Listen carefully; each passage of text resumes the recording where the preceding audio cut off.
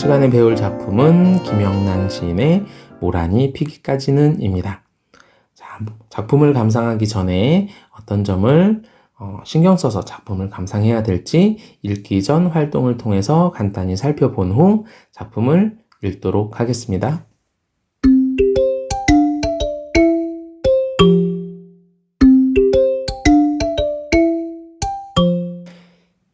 네, 읽기 전 활동으로 우리 두 가지를 한번 살펴볼게요. 우선은 모란이라고 하는 것이 이제 꽃인데 이 모란이 피기까지 화자는 어떠한 행동을 하고 있을지 우리가 한번 살펴보고요. 자, 그 다음에 이 화자에게 과연 모란이란 무엇이길래 모란이 피기까지 화자는 무엇을 할지 어떻게 하는지를 우리가 이제 한번 확인해 볼 필요가 있을 거예요. 화자에게 모란은 도대체 무엇일까? 한번 생각해 보면서 작품을 감상해 보도록 하겠습니다.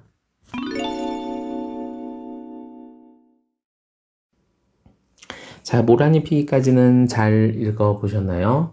어떤 대상에 대해서 시적 화자가 간절히 기다리고 있는 작품이다라고 보면 되고요. 그 간절한 기다림은 모란이라는 꽃으로 보여지고 있습니다.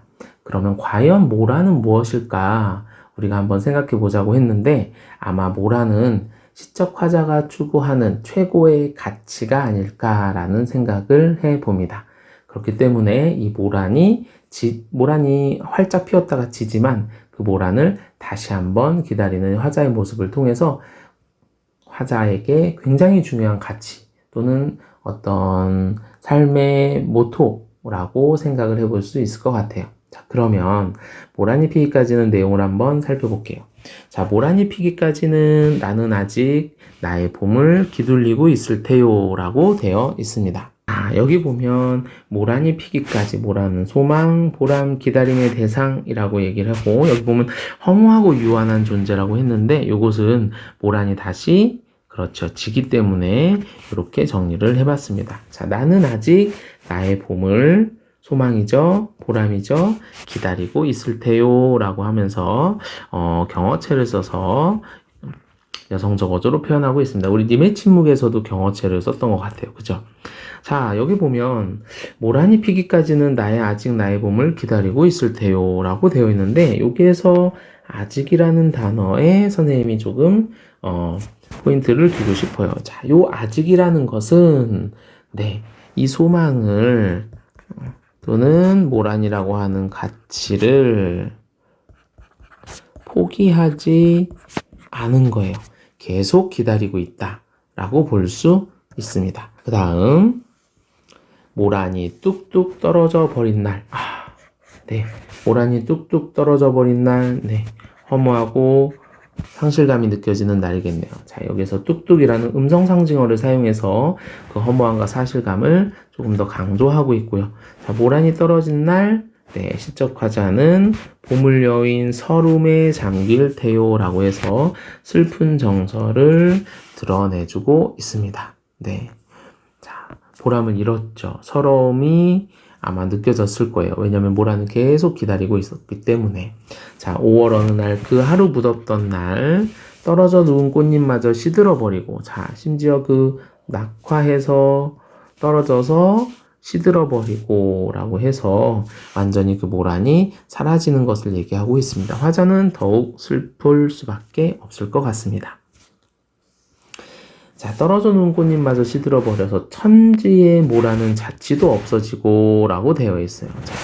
자, 시적 화자의 가슴이 공허함으로 가득 찼다라고 볼 수 있죠. 왜냐하면 자취도 없이 사라졌기 때문에. 무엇이? 모란이. 여기서 과장된 표현이라고 하는 것은 천지의 모란이 사라지지는 않죠. 어딘가에 있을 텐데 온 세상에 전혀 모란은 있지 않다라는 표현을 썼기 때문에 약간 과장된 표현이다. 이것도 마찬가지로 공허함을 표현하기 위한 방법이라고 생각하시면 됩니다. 자, 이렇게 자취도 없어지기 때문에 뻗쳐오던 내 보람이 서운하게 다 그렇죠 무너졌습니다.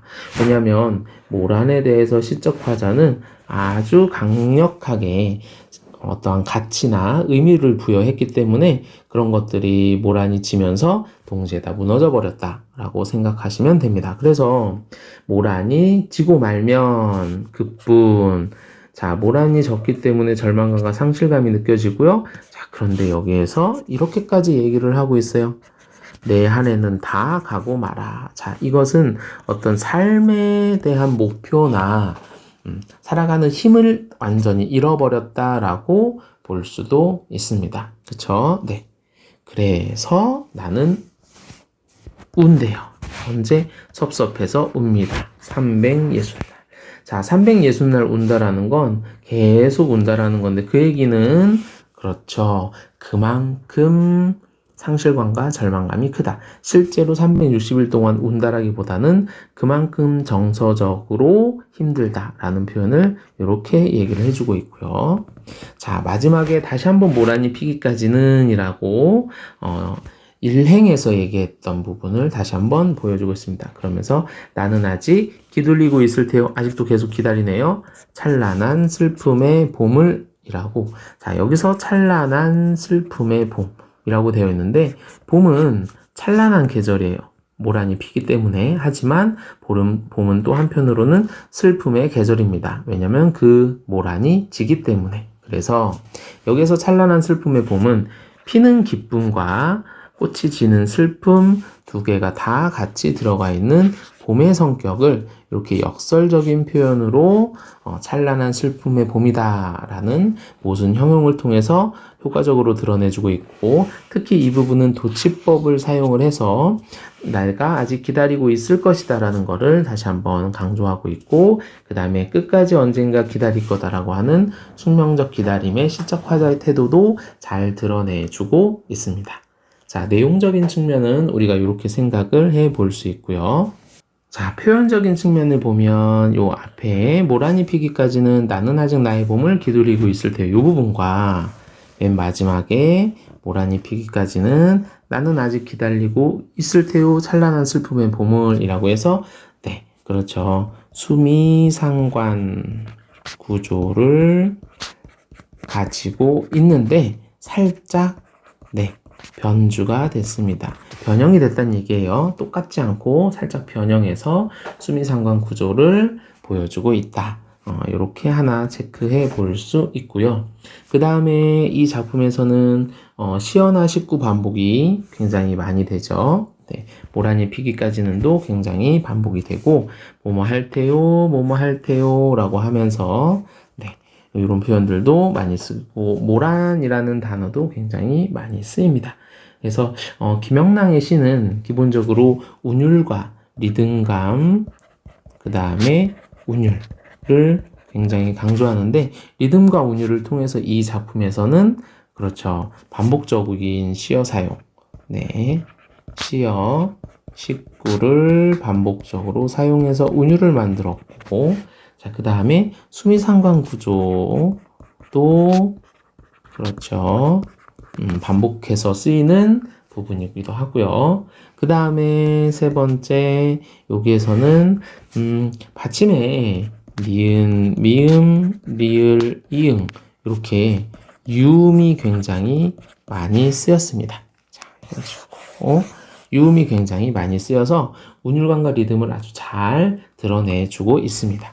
자, 요 리듬감과 운율감은 특히 김영랑 시인의 특징이라고 해도 여러분들이 나중에 다른 작품을 살펴볼 때 도움이 될 것 같습니다.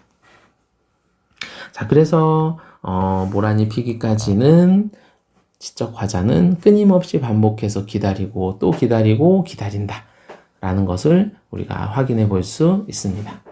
자, 그러면 함께 꼭 알아봐야 될 부분 읽기 후 활동 정리하고 작품 감상 마무리하도록 하겠습니다.